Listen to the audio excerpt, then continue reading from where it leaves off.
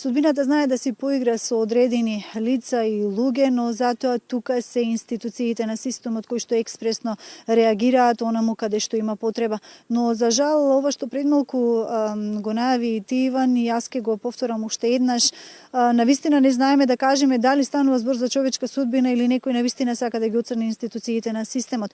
Она што го затекнавме денеска на терен, кај Митра Секуловска, 85 годишната, за која што првично простори информација дека е неподвижна, дека живее во својот дом во никакви услови, дека никој не се грижи за неа, во целост можеме да ги демантираме. Денеска во нејзината куќа отидовме заедно со директорот на Центарот за социјални работи, со социјални работници, со представници од Црвениот крст од Охрид, но веднаш ни притекна и тука излегува и со оние селаните кои што се први соседи на Митра Секуловска. Но што затекнавме? Затекнавме отворена врата, но сепак Секуловска не беше во својот дом. Од жителите, поточно од соседите, ни беше кажано дека Секуловска воопшто не е неподвижна, туку дека уште вчера утрото заминала и тоа со автобуса, никој не знае каде. Се обидовме да ја пронајдеме, почекавме прилично време за да видиме дали ќе се врати, но сепак Митра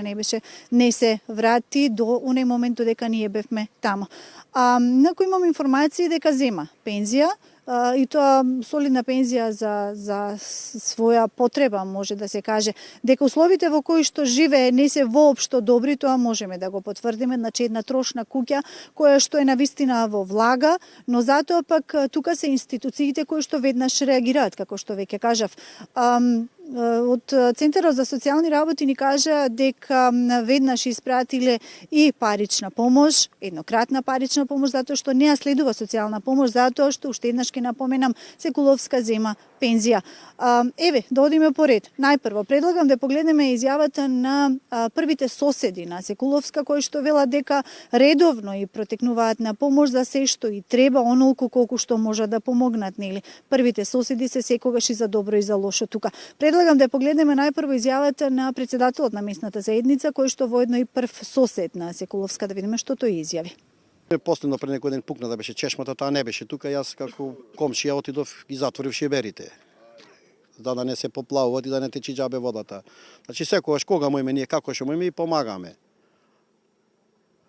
Сега кои се незините барања, например, желби, ние не можеме да одговориме нити да одредиме што да и се пружи. Тековно за време на студениот бран кој што ја зафати територијата на нашата земја, редовно нашите служби ја посетува и помага во извршувањето на некои од секојдневните нејзини работи. Директорот меѓу другото кажа дека и било понудено дури да биде сместена во дом, но на што било одбила, и покрај тоа кажа дека социјални работници редовно ја посетуваат Секуловска и помагаат оноко колку што можат. Да ја погледнеме изјавата на директорот за социјални работи од Охрид.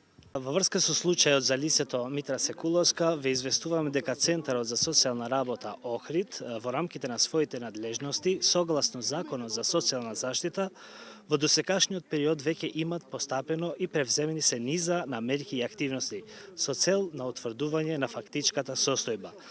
Тоа е отприлика сторијата која што ја направивме. Ние секако дека ќе ја спакуваме во целост и ќе ја емитуваме во текот на денешниот ден. Верувам затоа што еве пред малку контактиравме со Центарот за социјални работи, каде што добиле информација дека Секуловска пред малку со такси се вратила во својот дом. Така да ќе се обидеме да направиме уште еднаш контакт со неа, да видиме каде била во овој период, додека сите ја бара и што всушност и треба.